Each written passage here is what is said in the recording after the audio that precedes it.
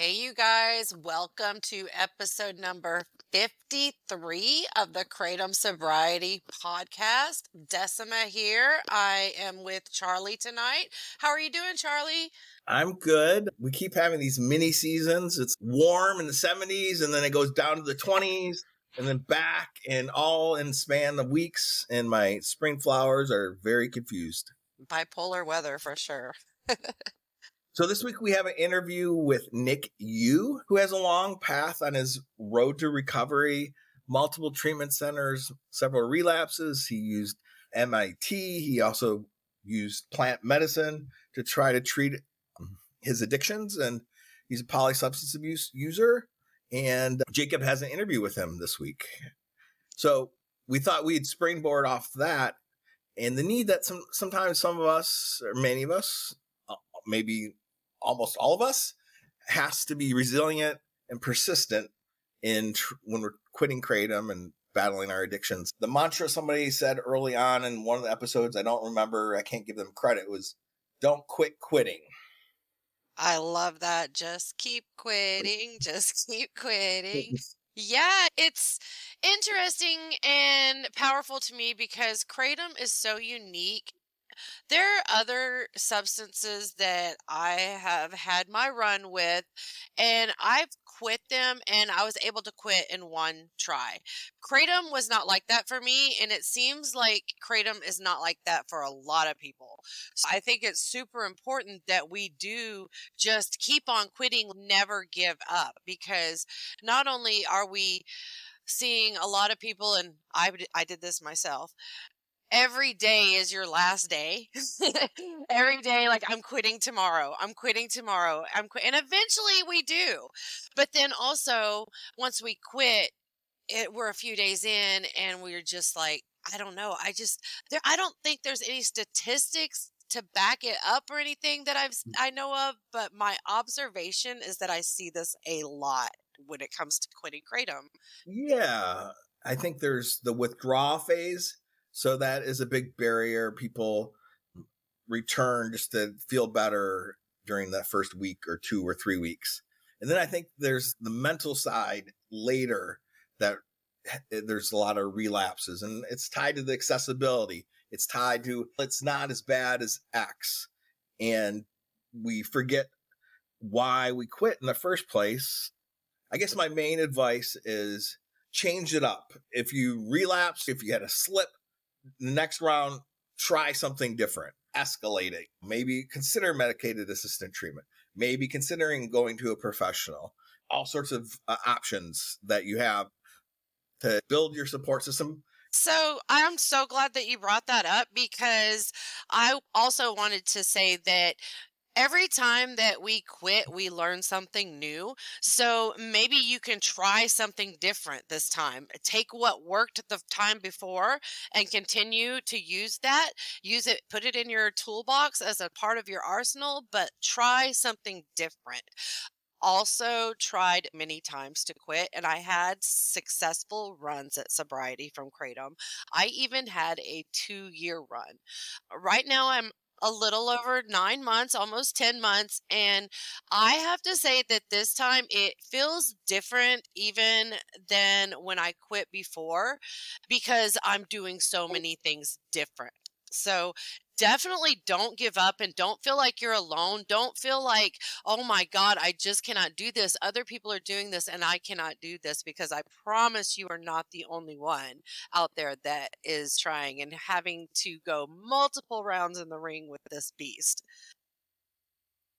Yes. I think one thing that was a turning point for me was when I let my slips only not get beyond one day. When I get 5 days, I get a week. And then when I used again, instead of it turning into a couple month binge or a couple week binge, I stopped it at one day. And that's something I recommend to people.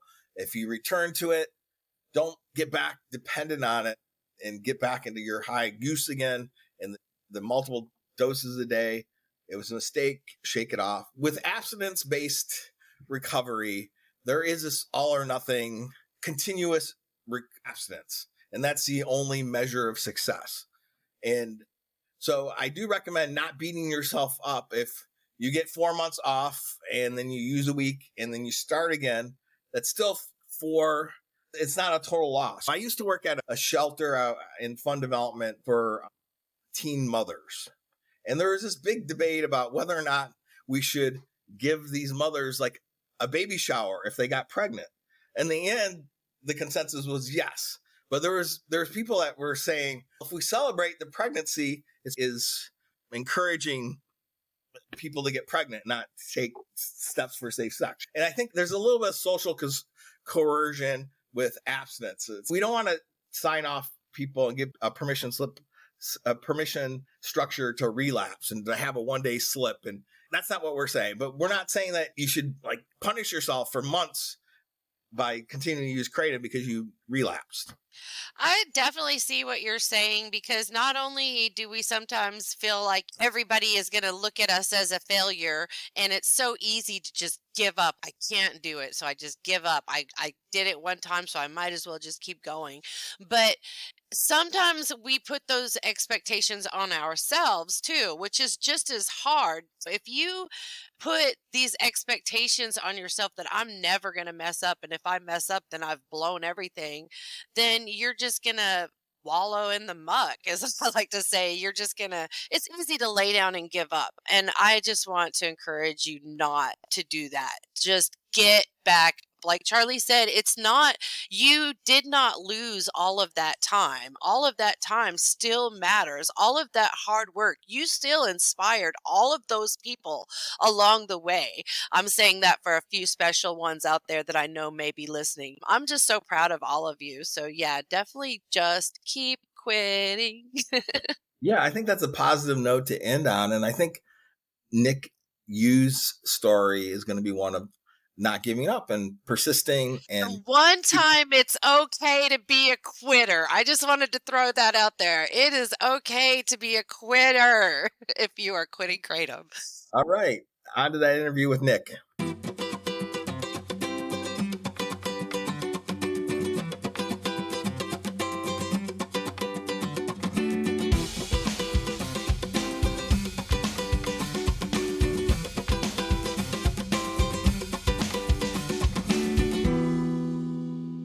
Hello, everybody. Welcome to the Kratom Sobriety Podcast. This is Jacob, and tonight on the podcast, we have a guest. Nick, how are you doing this evening? Doing good. Glad to be here. Thanks, Jacob.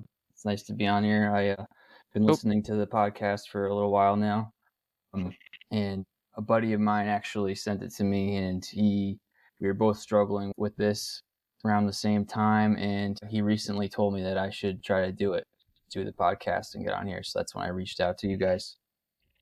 That's awesome. It's great that we made that connection, and we're really glad you're here.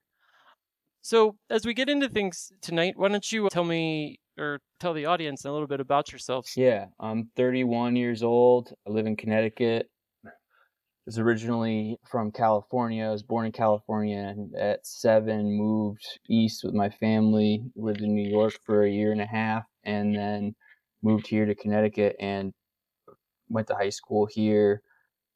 Started using drugs here, and at a pretty young age. I was in 8th grade, and drugs and alcohol became a huge part of my life, and it took over from the get-go. And I went through a lot of stuff before I found Kratom. I was addicted to heroin, and I went to treatment. Been to treatment 7 times, inpatient treatment. And when I found Kratom, it was really like a solution to a lot of those issues for me at first. Yeah. Yeah. So I know exactly what you mean there. We can talk all about that for sure. Yeah. Good. It's cool to have another New Englander here. I live in Maine now, but I lived in the Boston area for quite a while. I didn't grow up there, but I lived there for a while. So that's cool. One or two states over. So what do you like to do for fun outside of addiction and podcasts and stuff like that? Yeah, I'm trying to figure that out. I've been so wrapped up in all of this for so long, trying to get my life back on track and taking a couple steps forward, a few more backwards, and I feel like I've lost a lot of myself in all of that. I love music. I used to play a lot of guitar. I was actually just before we hopped on here, I picked up the guitar for the first time in a long time and was just noodling around a little bit. That's something I'd like to get back into. But I'm really into working out, being outside, hiking. These are all things I want to do more of. I have 101 days sober from everything today, so I'm still in early days. That's awesome, though. Yeah. 101 days those can be sometimes the hardest, 100 to get that. And I think once you get a couple of years in, for me at least, were the difficult parts. Let's get into all that. So let's talk a bit about just how that all started. So why don't you tell me what happened in let's say 8th grade and how that progression ultimately led you to Kratom? Yeah, I think it really started when I moved at 7 years old. And I'm not sure what it was exactly, but seems like a pivotal point for me. After that, I started to become more aware of just having a hard time connecting with people, with other kids that had these strong feelings of inadequacy. I had great parents. I really couldn't want for anything. I was very blessed, but I wasn't getting some things emotionally that I needed, I'm sure. And by the time I hit middle school, I don't know, I was always interested in things I shouldn't be doing for whatever reason. And when weed and alcohol came into the picture, I went straight for it. And I think I knew there was something in that would make me feel connected to something, connected to other people. And it did. And from then on, that's what I made my mission in life. I had that aha moment you hear about the first time I smoked pot, and I just felt this is what I need to be doing. And that kind of became my number one focus. And right away, it was a problem. I was doing everything I could get my hands on. I remember maybe when I was like 14, 15 years old, I found some pills that were my grandfather's. He had since passed away, but there was still medications left over at my grandmother's house. And I took maybe 3 or 4 hydrocodones, and that was like the best feeling I'd ever felt in my life. And I knew that's from that point on, if I could do, that's what I wanted to do. And Yeah. over the next handful of years, that's what I pursued. And I wound up getting kicked out of my public high school just for having weed. I got arrested twice, the same like couple of weeks, and I went to a boarding school, and I got kicked out of there for breaking into the nurse's office and stealing medications and things. And Damn. so that was when I went to my first treatment center when I was like 16 years old. Yeah. Before you go any further, just there's so many. This is interesting because I have a similar story. I would say I'm about 10 years older than you. I didn't start using drugs about as young as you did, but maybe a year or two later. And I had the same kind of thing. I was one of those kids where for a couple of years I liked hip hop, and then I liked rock music, and then I was into sports, and it was like I was like just trying to find people to hang out with, and it just felt like I never really fit in with anybody until I met like this kid that was 2 or 3 years older than me that lived a couple houses up the street from me that was like the wild child, and that's who I wanted to be. So I got myself into all kinds of trouble and nonsense when I was a kid. I didn't get kicked out of high school, but I could have easily. I had 2 friends that it was just coincidence that I wasn't with them the day that they did some stuff that got them in a lot of trouble. So just the pure luck on that, but a very similar story. No, I actually, it's funny you say that because that's how I got introduced to all this too, was through, I had a friend who had a neighbor who was a senior in high school, and I tried to go over there as much as I could because these kids they were accepting me for whatever reason. And Yeah. it seemed like whatever they were doing was a lot better than what I had going on previously. And I just took off from there. Same. Yeah. I just never really had any, I had no regard for consequences. I wasn't taking my life seriously for whatever Yeah. reason. I didn't, and that's like a theme for me, is that I've been looking at that. It's like, why have I placed such little value on my life, and why was I willing to give up so much right from the get-go for this feeling, just to feel something different? It's easy how some people can just get wrapped up in that. Mm-hmm.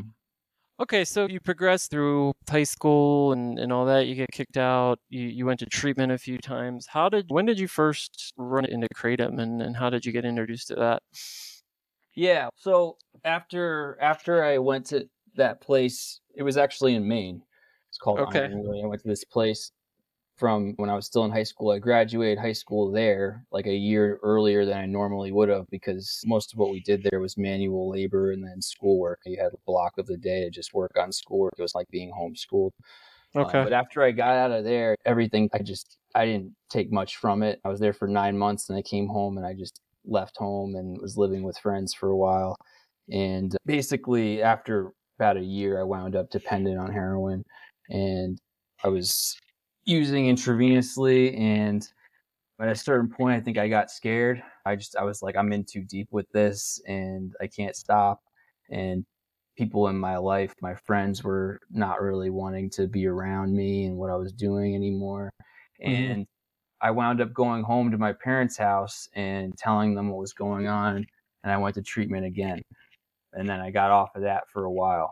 But I'll fast forward to Kratom. I wound up moving out to California after that, um, Okay. that second time in treatment. And I met a girl out there. I wasn't sober out there, but I was keeping it together relatively. I think I did have a couple relapses out there. I went to But treatment like out there just again. drinking, Heroin. like smoking weed, really. Okay. But Mostly yeah. that, but I Okay. did have a relapse with heroin again. But then I got it together again while I was out there. I wound up moving to Colorado with my girlfriend at the time. Okay. And when I went out there, I was sober. I was actually living in a sober house in Colorado. And You moved to I, the weed capital of the US yeah, I'm sober. Though good for you. That's hard to do for an addict I for hadn't sure. enjoyed weed in a while at that point. I stopped liking weed after the first time I got clean. I don't know when I tried to go back to it. Thing. Yeah, no, it wasn't. It probably helped me out in the long run. But yeah, I was living in Colorado with my girlfriend at the time, and I was trying to stay clean. I didn't have any sort of support really other than the You house I weren't like was in. doing any kind of program or anything like that, just I would always go to AA when I was beaten up, and I would go for a couple meetings a week or two.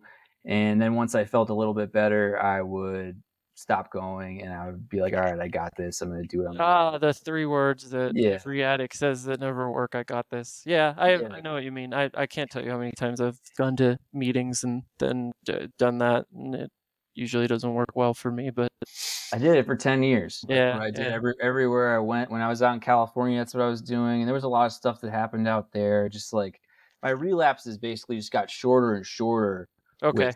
out there. I was doing a little bit of meth too. And I would just like crash and burn quicker and quicker each time and need to get some sort of help. And then once I got help and felt better, I threw away all the support and tried to do it on my own again. And that's what I did up until I found Kratom. So I was working at a grocery store in Colorado and I was just feeling all the stuff that we feel when we don't have any sort of solution, right? Like I wasn't going to AA, I didn't have any support. I was getting depressed, just feeling disconnected in general. And I remember, I don't know, I was at work one day and I remember the thought just popped into my head that I had heard about Kratom online or something like that. Oh, you know what it was? I'd been making poppy tea. So I was ordering poppy seeds online and you basically just throw Oh them in yeah. a No, 2-liter bottle. yeah. Yeah. Okay. Trigger warning for anybody listening to this. Don't do Yeah. this. It's Yeah. No. very unpredictable. Yeah. It's really dangerous. And It is. it's, I remember I got pretty hooked on it for a minute and I Yeah. found Kratom online as like an alternative to that. And I Okay. didn't do anything about it right away. I wound up just like detoxing myself off the tea after using it for a couple of weeks. And then later on, the thought popped into my head. This is like months later. Oh, I'm gonna like look up that Kratom stuff. And I found a place, like a head shop in town that sold it. And I went over there and the guy sold me like 10 grams of powder just in a sandwich bag. And he was like, just take like a teaspoon or two to try it. And I wound up taking like the whole bag, I think. And I didn't feel anything from it. I was Okay. like, okay, I don't know what this is, but it's nothing special. That's how my first experience was. I bought a bottle of the like capsules and I took a couple and I was like, yeah, this didn't do anything, and I put it on a shelf and forgot about it. Yeah, I don't know what it was. It was weird because I think maybe I took too much. I don't know. Sometimes you hear people talk about there's like a sweet spot with kratom, Yeah. but I'm not sure what that was. Maybe it was just like maybe I don't know, when I smoked weed for the first time I didn't get high. Maybe it's like that for some people. You have to kinda, like trigger those Yeah, receptors or something. maybe, or maybe your stomach was full and it didn't digest. There's a lot of variables. But anyway, I don't know how long it was, but at some point I got the idea to try it one more time because I would drive past that shop all the time. And this guy is basically, it was a head shop, but that was like the main thing he was selling was kratom. He just had Okay. tons of different types of kratom. How long ago was this? I went in there and I remember I told him like this was like 2016, 2017. Okay. Okay. 2000. Okay, so 8 years ago. Okay, cool. Yeah. And it was in Boulder, Colorado. And at the time, it wasn't in the gas stations yet. This was the only place in town that I knew that had it. There may have been other places, but as far as I know, this was the only place. And Okay. I went back and I went in there and he was like, "All right, I'll give you a different kind." And I remember I took it and it hit and I felt really good. And I remember being like, "Okay, there's something here." Like it wasn't like I was high on opiates necessarily, but it was like fixing the part of me that I'm always feeling is not something's not right there. There's this Yeah, no, I know exactly what you mean. It's like it occupies this. It doesn't. It's a weird drug where it doesn't get you like high, but it fills that void that was there. At least it did the same thing for me. I was like, oh, okay. Like now I'm not craving booze or pills or anything like that. I didn't want anything else. I can exist now and like function in life, whereas before I was always like in some sort of distress or disease or anxiety or obsession. I just couldn't Yeah, quite get like my life on track because my mental health was always all over the place. And I took kratom, and right away I started taking it every day. I I stopped going there a lot and started ordering it online. And I remember calling my mom after taking it for 2 weeks, and I'm like, I found the solution to all my problems. I found this stuff. It's kratom stuff, and I don't feel like I'm gonna have issues with drugs and alcohol anymore. Like I think like I can function in society. She's like, all right, and yeah, it sounds real good. it, yeah, but I framed it like it's like an herb, like a supplement, Yeah, as yeah, of opposed course. to taking like a medication, like an SSRI or something like that. Yeah, I'm being okay, but I get it too. I think I said the same thing. I was like, oh, what's this natural substance? Everybody says it's okay, so That's what what could I be told wrong? myself. Yeah. Same. Yeah. I was in denial because I knew the way that I felt that there was going to be a back end. I think I always knew that. I could Yeah, just, let's explore that a little bit. So, how'd your use progress? How did it go from that first time when you felt it to like when you realized, maybe this might be problematic? yeah. I think when I first started, I was probably taking 3 to 4 grams at a time, Yep. 2 to 3 times a day. And that went on for quite a while. And I listened to what I found online, rotate your strains, and what I was taking like things to potentiate it sometimes that never really did much. But I was like tuned into the Reddit stuff, and Yeah. I got lost in that whole world for a minute. And over time, I just slowly progressed to like 9 to 10 grams per dose. So I was taking. This is after I actually, you know what? I think I tried to stop before that once. So I remember I was probably still taking between 3 and 5 grams at a time, 3 times a day. And I Yeah. remember, I can't remember why exactly. Maybe I was just like, all right, maybe I should see how I do without this. Cause it'd been like maybe 5 or 6 months or something like that I'd been taking it daily. And did you And start out of the gate after that first time taking it daily, or did you work up yeah, to it? Okay, yeah, no, you're I all was, in. yeah, it just did something for me that I've been Yeah. looking for. And I was like, if I can do this and not keep, because I was just a chronic relapser with alcohol and opiates, I would never get more than, this is the longest period of actual sobriety that I have right now that I've had since I was 19 years old. I time I know was exactly extreme. what you mean, man. I did the same thing for a long time, mostly with booze towards the end, but it's all the same shit.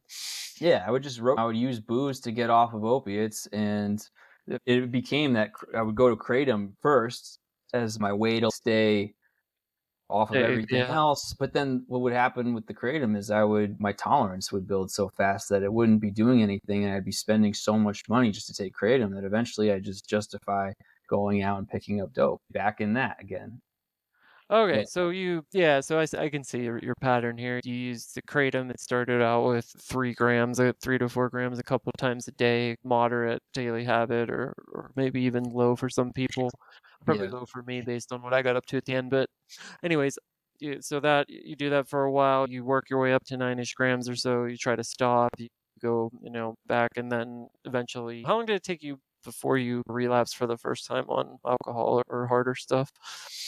I was taking just Kratom for 2 to 3 years, I think. While I was living in Colorado, I didn't really Okay. take anything else, but I had tried to stop a few times. I remember the first time I tried to stop, I was really surprised at the withdrawals that I was having from it. Yeah, me Um, too.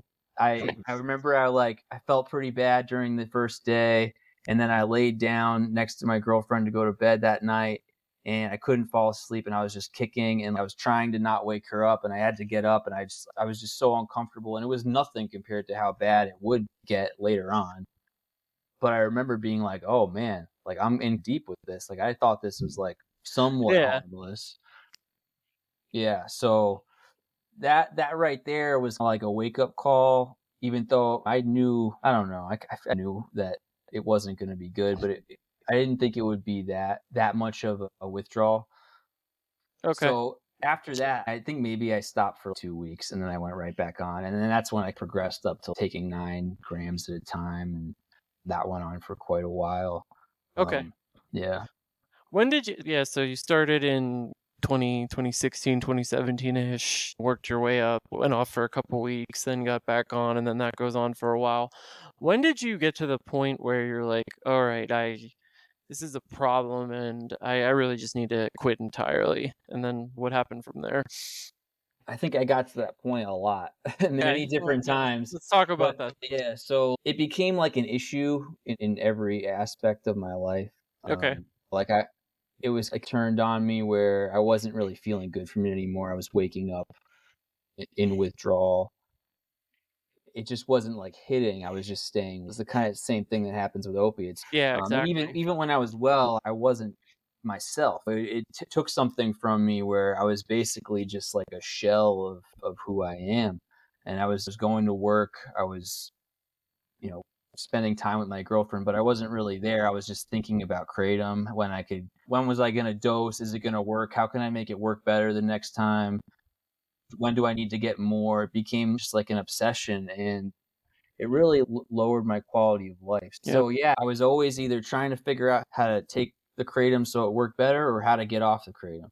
And I remember I started trying other things. So I started taking phenibut, which I've heard some of your other guests talk about that. Yeah, I just talked to someone about that 2 weeks ago. Yep.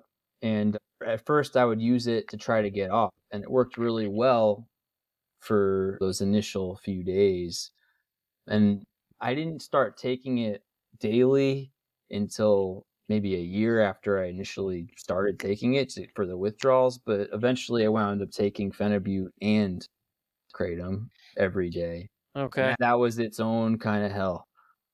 I can imagine. Yeah, yeah. I remember I started taking the phenibut every day with the kratom, and then at a certain point I was doing construction at this point, and I couldn't even get through work anymore because I was just such a zombie. My body hurt all the time. Kratom wasn't working, phenibut wasn't working. I was just taking this stuff, and I was super addicted to it. So I decided at this point I was taking extracts. I was taking the OPMS shots, and I was up till I would take 3 or 4 of them a day. So I was spending a ton of money on this, Yeah. and I couldn't afford it anymore. And I went on methadone at the methadone clinic there just to get off of the All right, OPMS wow, shot. yeah.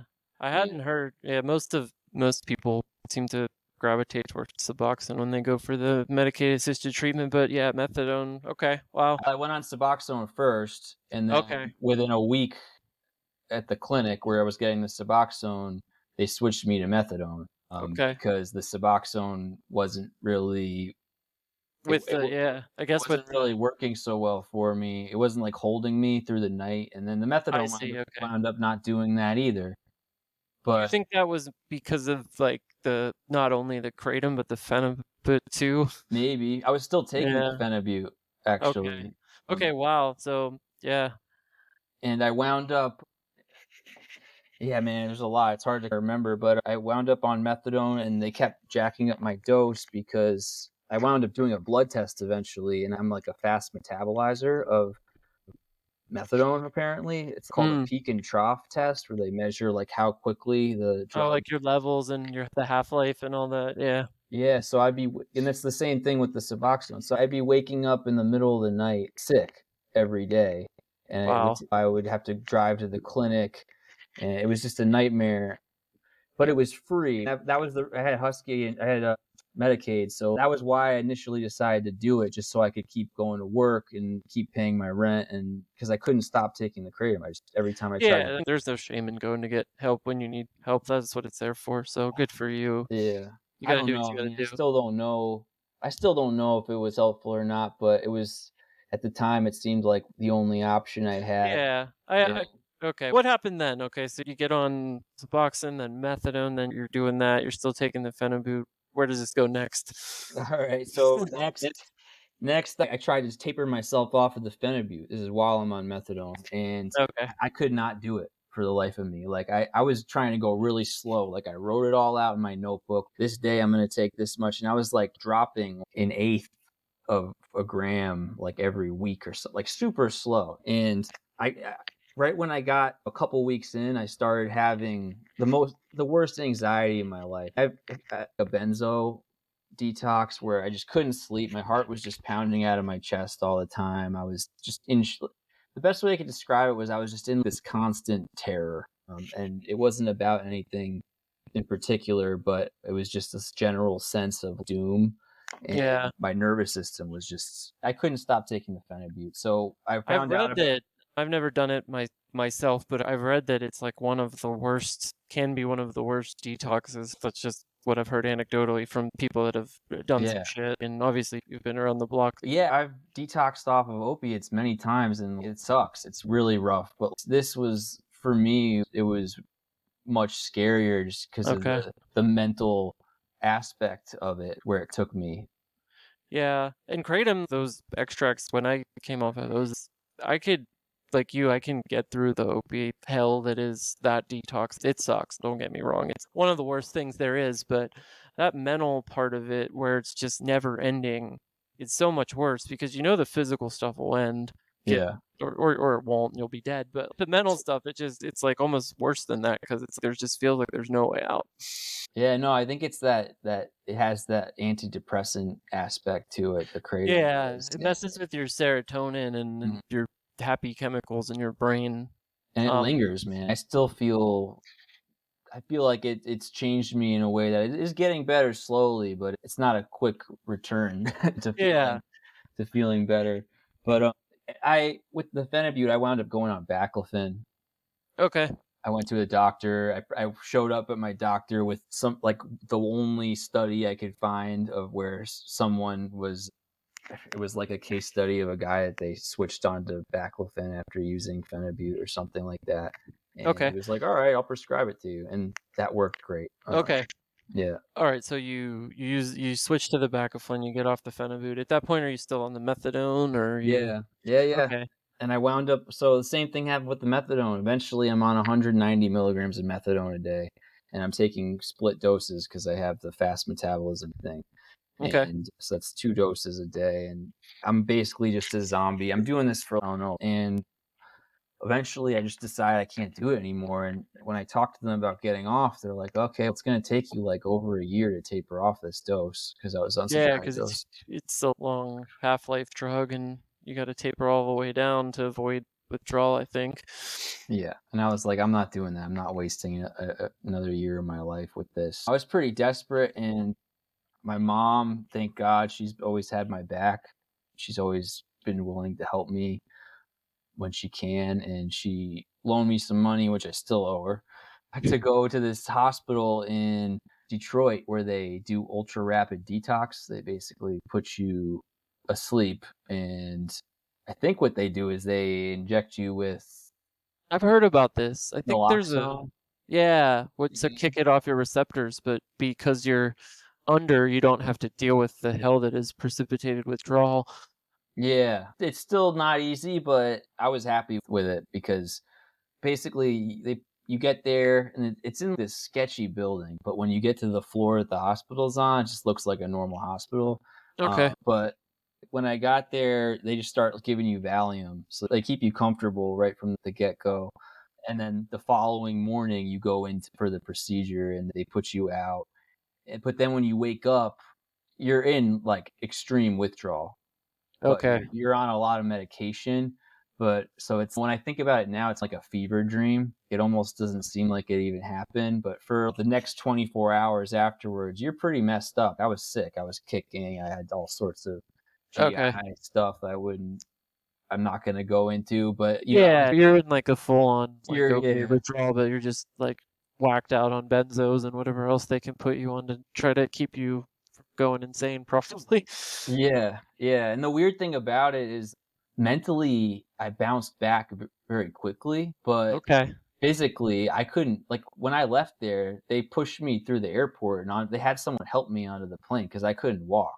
Like, Oh I wow. literally couldn't walk right. It took me, like, 5 days till I flew back to my mom's house to stay with her for a little while afterwards to recover, and I was, like, barely able to get around the house because my body, I think the methadone was just, like, still in my body or something. I don't know Okay, just how it took a really lot of it works. out. Yeah. But yeah, physically, I was just like I felt like I got hit by a truck.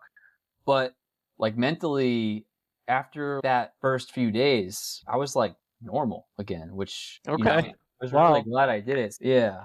That wasn't that got me off of that, and that was good. I went right back to my same situation Oh no. in Colorado. Okay. All Yeah, right. So, yeah. let's go there then. Okay. So you go through the methadone, the rapid detox. You're off the Phenibut. You're back in Colorado, and how long did you stay sober, and then what happened then? Yeah, I think I only stayed sober for a couple months, maybe, and I picked up Kratom again, the extracts. And there was some other stuff that happened before this that I forgot to mention. Like, I went to Peru to do jumping all over the place, but I went to Peru and I did ayahuasca ceremonies, and that was to try to get on this whole thing. I also did 2 iboga ceremonies in Costa Rica, and Yeah. that didn't keep me clean either. It was both of these things were incredible experiences, difficult but beautiful and great experiences. But I came home after doing the iboga, and the first thing that happened, it was like a test. The first thing that happened was I was at my uncle's house and I find a bottle of oxycodones, Okay. and of course I took them. It was like a week after all doing the iboga, and I tried ketamine therapy. None of this stuff was. I was always looking for that outside solution Yeah. to fix the inside problem. It's And interesting because we actually Tessa and I talked about this. There's like this you can't use drugs to fix beat a drug addiction. And for some people you can. Like sometimes the boxing treatment works and people taper off and they don't use again, or maybe they have a relapse, but that's it. And some people do the iboga and then it's like the miracle cure. They take ayahuasca and the same thing, and then other people not so much. For you, it seems like you've tried all these different things and they hadn't worked. So where was I going with this? Okay, so let's get to the last time. What was the last time of the last of your use, and what was different about that time that's allowed you to get to 101 days now? yeah, the last couple of years, I had been struggling with some health issues, was having a lot of chronic pain, and Okay. all these things manifested during kratom use, during opiate use, I'm not really sure what's going on, but I started having this pain in my left rib, and this just derailed a lot of my life. I was working construction, making decent money, and eventually I couldn't work anymore, and I would relapse. I relapsed on fentanyl at this point. I was back east, so all the heroin's fentanyl here. Yeah. And my relapses at this point were I would always overdose. I've overdosed like 7 times now and Oh wow. revived in Narcan.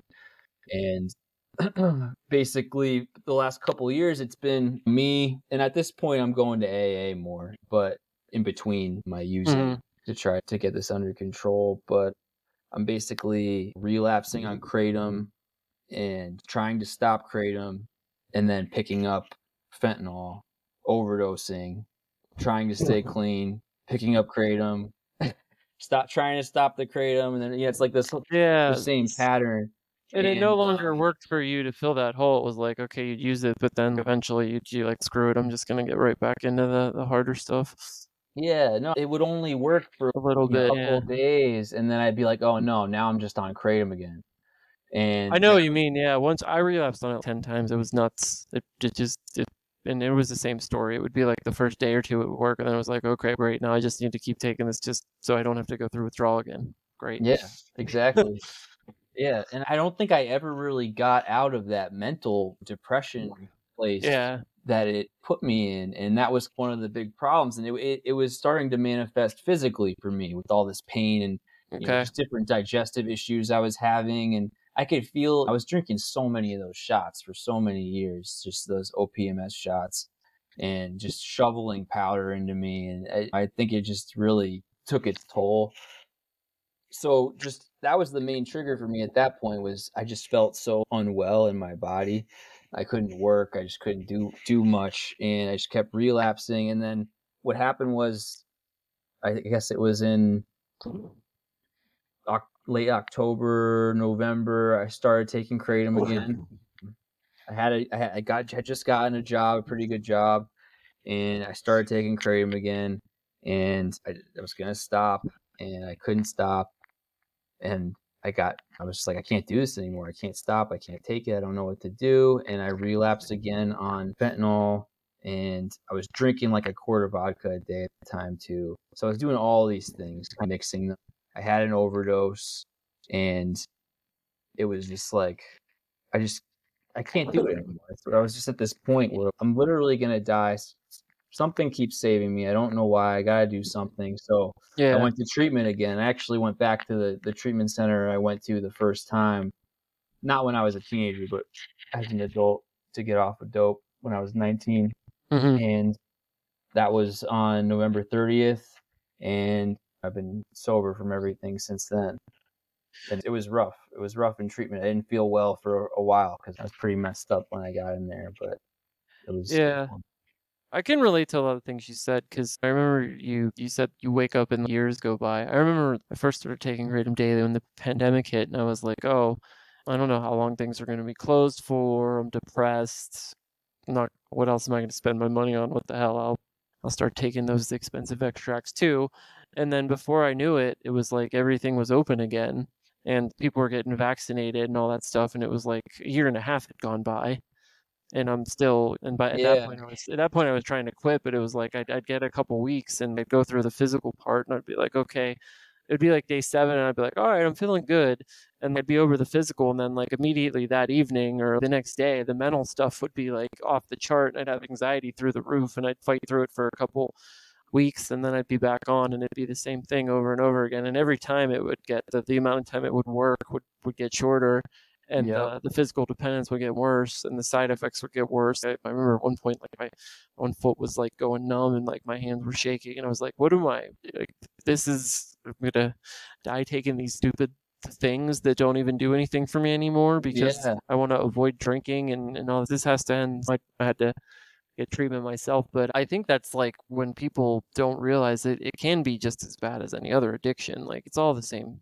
It's all the same shit. And eventually you're either going to get to the point where you just physically can't do it anymore, or you're going to die. There's no real other way out of it unless you stop. There's only 3 ways out of this. I don't think you can I've talked to a couple people that are, and I did this too, that are like, they'll go through their first kind of quit of Kratom and they'll be like, I still think there's value in it and it could be helpful for pain or for this or that. And it's not going to work. You're saying all those things because you're still putting value on a substance that's going to just cause you more harm. So the sooner you can, if you're listening to this podcast and you're like wondering whether maybe you should go back to Kratom because things are going to be different this time, they won't be. They never will be. No. Once you cross that threshold, it's just misery and pain at the end of it eventually. It takes you to a special place in hell for sure. The interesting thing about it is I remember when I first started taking it, I gave my girlfriend at the time, I gave her some and she was like, "Yeah, I feel really good. I like this a lot." And she never really wanted to take it again. She was like, "Yeah, that was cool." Yeah. And I think a lot of people are like that. I don't think Kratom's like inherently like a terrible thing for everybody, but for people like me, it didn't work for me. Like I just can't do that. I can't do anything. I can't tell you how many times my wife has, not how many times, it's only been a couple, but she'd have a minor procedure done and they'd give her like codeine or oxycodone and she'll take it for the first day and then be like, I don't need this anymore. It's not that painful, and like throw the drugs out. I'd take those. I don't need it for pain, but I'm going to take the whole bottle, of course. Yeah. So Totally. there's just certain people that like they're hardwired for that, I think. Yeah. All right, so this last time, or really any times, was there anything in particular that you think maybe helped you with the withdrawals from Kratom? I think your story's mixed with everything else, but anything you think that was helpful that you could recommend for guests or anything like that? A lot of the like supplements and things like that weren't so helpful for me. I tried a lot of it. Me either. It never worked for me, but some people have a lot of luck with it. Yeah, like I tried everything, man. Everything Me that too. was people were recommending. And I was always that was the worst thing about withdrawing on Kratom for me was that I'd be like scouring the internet for like the thing that's gonna solve this problem and get me out of this painlessly. And that thing just didn't exist. And I had to accept at a certain point that like I need to suffer. And that's part of this. Like I put myself in this position and I need to go through this right now if I'm gonna get to the other side. And once I could accept that and just experience it for what it was, it still sucked. I got through it.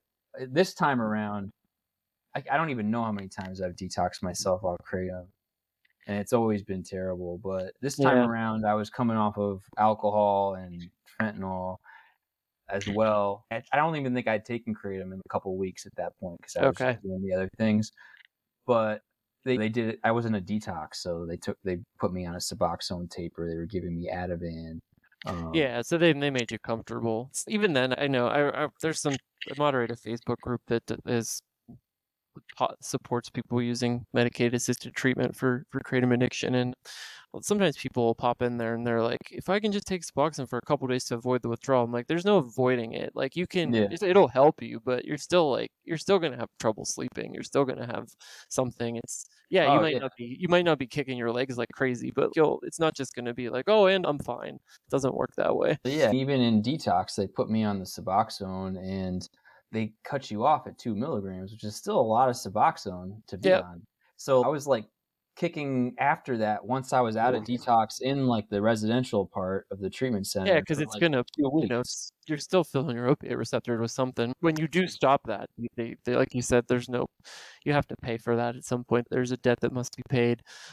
Yeah, and I think that's important for me anyway. For me, I need to go through that to be desperate enough to do what I need to do to get sober. Yeah. I know exactly what you mean. And I just want to add one thing for our guests or our listeners, sorry.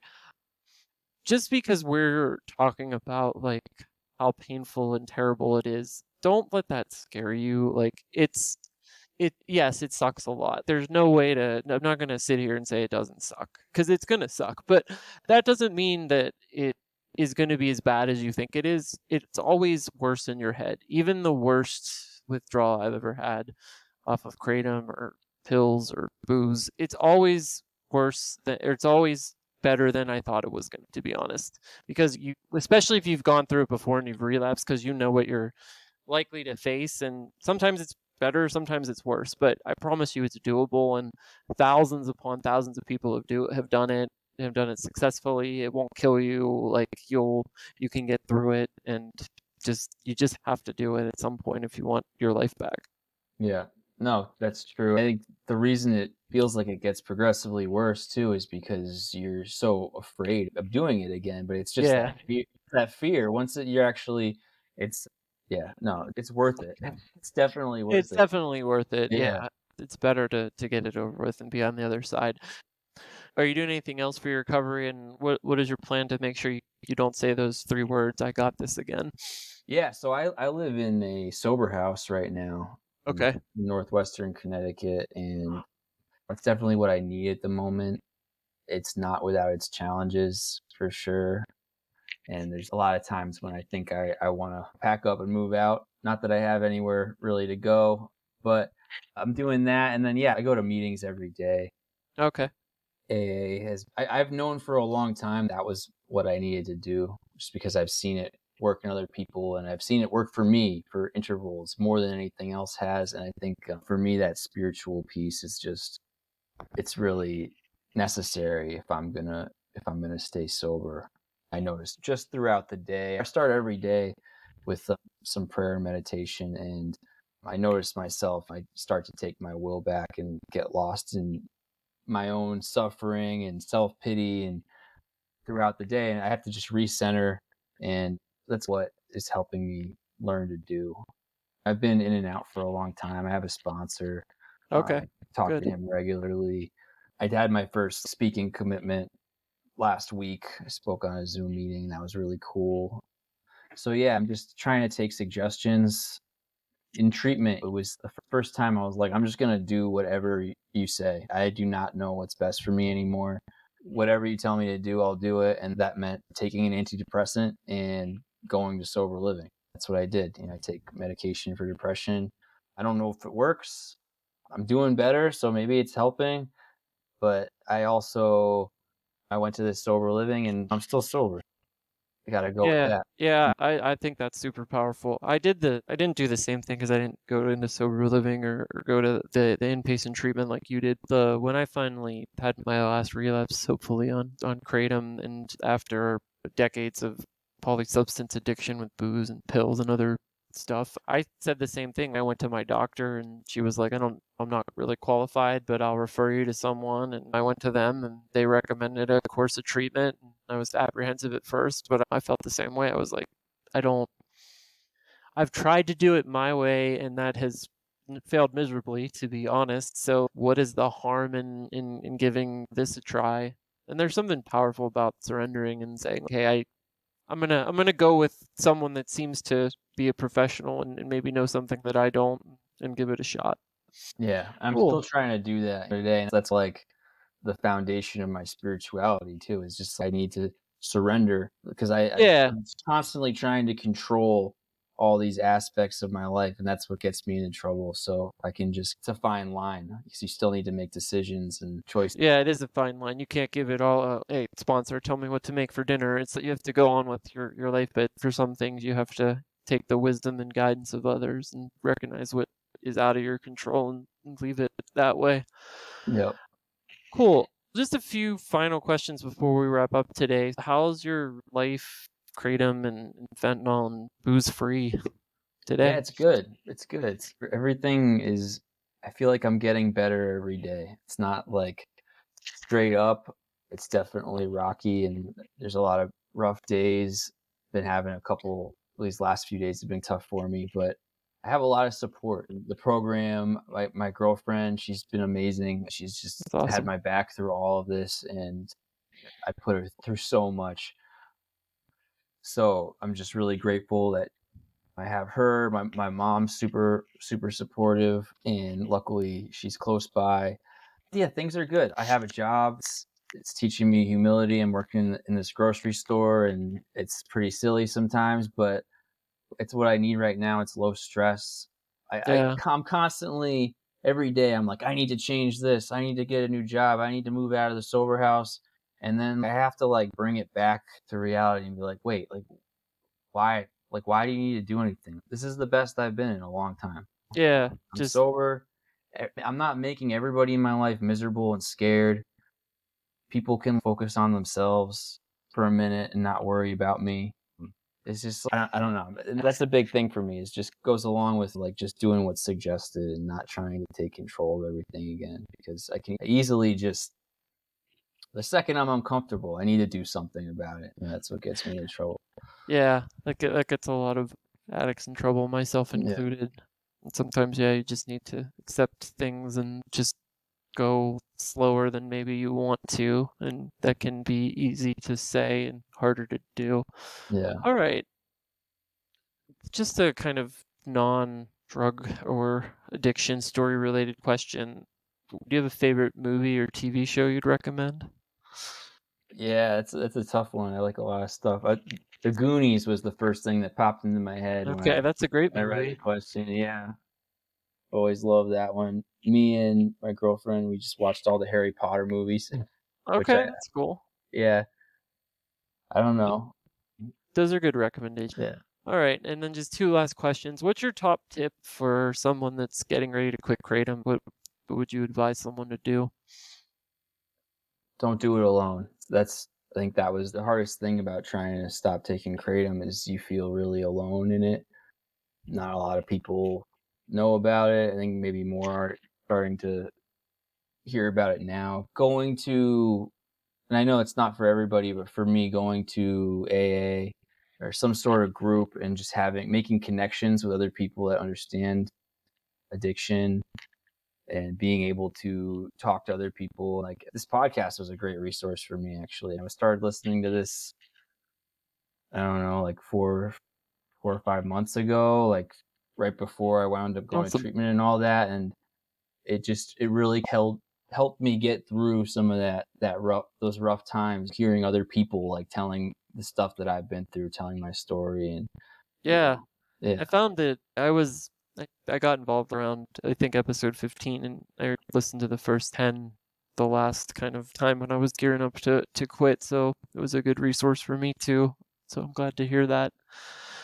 All right, before we wrapped up, is there anything that I didn't ask that you'd like to share with the audience, or anything else you want to hit on before we close today? Yeah, it's just so much better not being on Kratom. I know, like, when you're on it, when you're wrapped up in that, you want to stop, but then you can easily convince yourself, like, just to push it down the line, or maybe this is helping me in some like trivial way. And I just went back and forth with that for so long. But then once you're actually off of it for a while, and I have a soul again. Like, I feel like a real person. And I spent so long not having that, just being in this like robotic, like Kratom world. I'm just so grateful that's over, and I pray that I can stay here in the land of the living. Me too, because to be honest, even when even when it was still working and I was only taking the amount you were taking when you started, the 3 grams 3 times a day, like 10 grams a day, it's still a pain in the ass because you've got to take it all day because it doesn't last Yeah. very long. So it's like you're constant, even then. So anybody if you're just using a moderate amount of kratom and it's working for you, I guess it is, but you're still chained to that substance. And then you still have to mix it. There's no, even, I guess if you take extracts, it's easy, or they're capsules maybe, but it's still something you got to take every day. And yeah, once it becomes a habit and an addiction, it's a real nightmare. It really, I don't know, at least for me, there's times when I'll walk by people on a nice spring day drinking beer, and I can reminisce about like having a cold beer while sitting outside. Although now I can, like, there's a lot of good non-alcoholic beers, so that's not as big of a challenge. But I could see that, or like wine with dinner sometimes, but I don't really see any. It's just nothing. Hindsight with kratom, there's nothing that does that for me with that substance anymore, and it's just so much better not to be on it. Yeah, the only reason that I took it was to escape from my life. Really. Yes, exactly. And there's no way to justify that today. No, because you only have one life and it's short. If you're just masking it with that, then you're missing I'm out. either moving towards recovery or I'm moving towards my death. That's the way I have to look at it. Yeah. And where I was at was I was overdosing like on a quarterly basis. So and Kratom brought me there. Yeah, Yeah. it awakened the need for that for you. I'm glad that you're off it and that you've got 101 days, and keep up with all your recovery work. And thanks for coming on the podcast, and I wish you a lot of success. Thanks, Jacob. Talk to Yeah, it you. was great to do Hopefully this. we'll keep in touch, and have a good night. Yeah, you too. Thanks.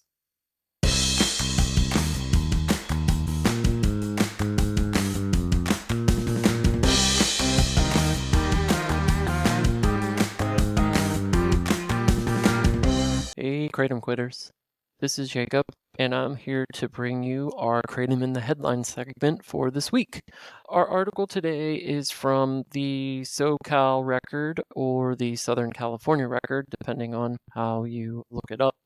And the article is entitled Class Action Says Kratom Maker Mit45 Allegedly Hasn't Been Honest About the Addictive Nature of Their Products.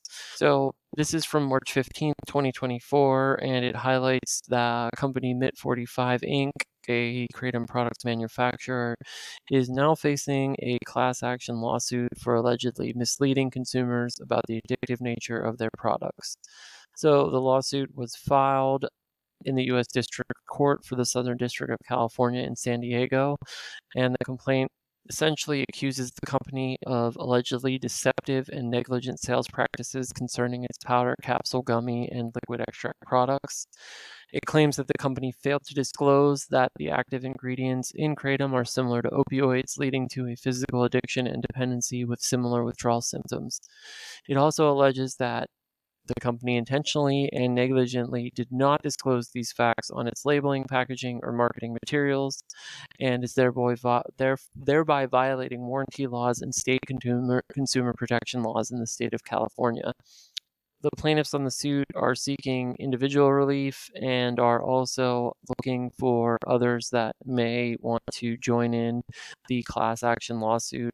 And they're expected that it could include potentially thousands of additional U.S. plaintiffs across the U.S. And they're seeking actual compensatory, statutory, punitive, and damages plus attorney fees. And it goes on to speak about the attorneys involved in the litigation, as this particular news source is more focused on the courts and law in general. So, interesting lawsuit. I'll be interested to see the outcome of this one, because there's usually like a buyer beware sort of thing that seems to happen with products in the United States. And I think if this lawsuit is successful, it could open the door to a lot more litigation against Kratom companies, because I know the product I used was similar. Anything I saw online about it never said anything about it being addictive or any of those sort of things. So if this succeeds, I would not be surprised if other Kratom product manufacturers and or companies would see similar suits. So it'll be an interesting one to watch if you're a user of these products and want to potentially get involved as a plaintiff in the class action lawsuit. You can check out the link in the show notes and take a look online and see how you could potentially get involved if you're eligible or not. Not really taking a position, and the podcast isn't taking a position on Kratom legality or anything like that. It's just simply reporting the status of this latest lawsuit against this current Kratom manufacturer. That's Kratom in the headlines for this week, and keep up the good work with staying off Kratom. Bye.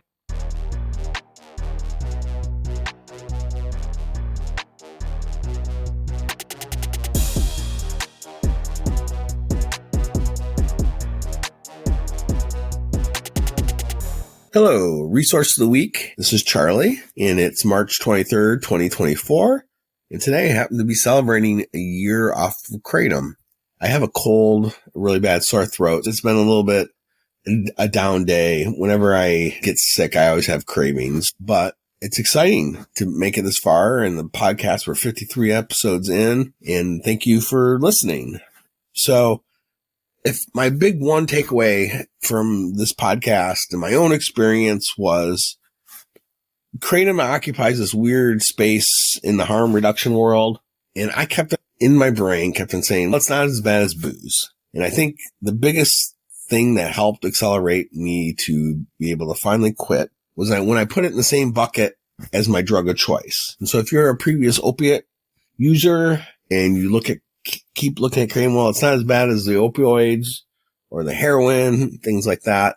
I think we struggle. And same with if you previously had substance abuse problem with alcohol, same thing. And if you're this is your first time addiction, and you might be having the same gymnastics mentally in your brain about saying, well, it's legal, it's over the counter, it's not this or that. And I think when you escalate your viewpoint about Kratom, just put it in the same bucket as any other bad addiction, it really just can accelerate your recovery. So that's my main takeaway. We have a real sweet, short resource of the week. We have a new meeting on Sundays at 3:00. It's through the network of Dopey Zoom meetings. It's associated with the Thursday night meeting at 7:00. And it's the same credentials if you've ever gone to the Thursday night meeting at 7:00 through Dopey Zoom. And we'll put that information in the show notes. So until next week, keep it Kratom free.